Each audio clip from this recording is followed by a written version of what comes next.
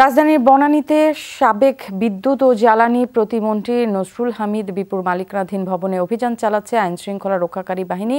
মধ্যরাত থেকে প্রিয় প্রাঙ্গণ নামের ভবনটিতে অভিযান শুরু করে তারা।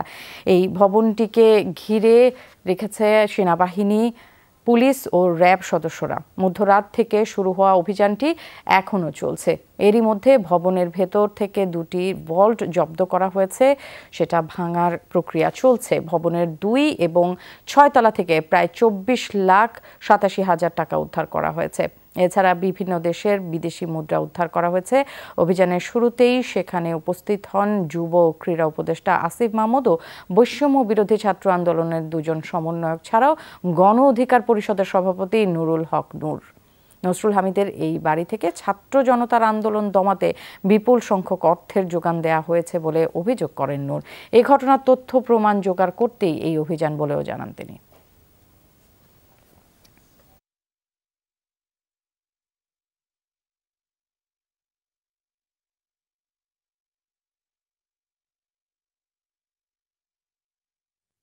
গুড লাক পেনের সফট অয়েল বেসড ইঙ্ক দেয় নিখুঁত লেখার আত্মবিশ্বাস। Good luck pen, make your luck. আমরা লক্ষ্য করেছি যে তারা অভিযান চালাতে ব্যাপক গড়িমসি করছে এবং একজন আরেকজনের দিকে ঠেলছে। তাদের যদি আইনের কোনো প্রক্রিয়া থাকে সেটা তো অনুসরণ করে আসবে। তো এইখানে এসে যদি আপনার ইউনো খোঁজে, আপনার এসিল্যান্ড খোঁজে, ম্যাজিস্ট্রেট খোঁজে, তো তার মানে এটা কিন্তু পরিষ্কার যে তারা কোনো এই অপরাধ কিংবা ক্রাইম এই ঘটনাকে ধামাচাপা দেওয়ার জন্য তারা এই কালক্ষেপণগুলো করছে।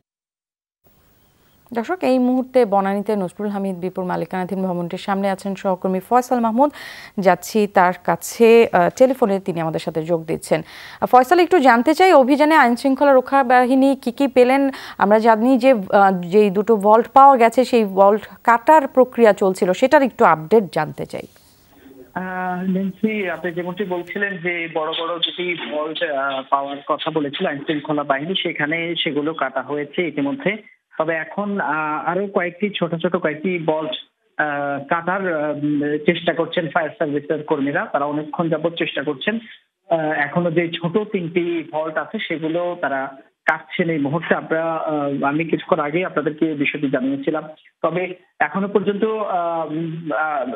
একটি ভল্ট থেকে যেটি পাওয়া গেছে সেটি হচ্ছে 2টি আগ্নেয়াস্ত্র, পাশাপাশি কয়েক রাউন্ড গুলি তারা উদ্ধার করেছেন, জব্দ করেছেন। এছাড়াও কয়েক লক্ষ টাকা নগদ টাকা, 1000 টাকা, 500 টাকার বান্ডিল সহ বেশ কয়েক লক্ষ টাকার এখন পর্যন্ত তারা জব্দ করেছেন। যদিও আনুষ্ঠানিকভাবে যেহেতু তারা কত টাকা এখন পর্যন্ত জব্দ করেছেন সে বিষয়ে আমাদেরকে বলেননি, যার কারণে আমরা আসলে পুরোপুরি এক্সাক্ট কত টাকা সেই বিষয়টি বলতে পারছি না। তবে ওইখানে ঊর্ধ্বতন কর্মকর্তারা রয়েছেন, একজন ম্যাজিস্ট্রেট আছেন এবং পুলিশেরও ঊর্ধ্বতন কর্মকর্তারা আছেন। সেনাবাহিনীর পক্ষ থেকেও অনেকে সেনাবাহিনীর অফিসাররাও আছেন।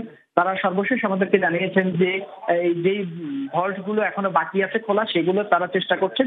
এগুলো খোলা হলেই পরবর্তীতে তারা সবকিছু হিসেব করে আমাদের সাথে, গণমাধ্যম কর্মীদের সাথে আনুষ্ঠানিকভাবে তারা ব্রিফ করবেন এবং জানাবেন এই সাবেক বিদ্যুৎ ও জ্বালানি প্রতিমন্ত্রীর যে বনানীর যে অফিসটি রয়েছে সেখানে ঠিক কি পরিমাণ টাকা এবং জিনিসপত্র পেয়েছেন।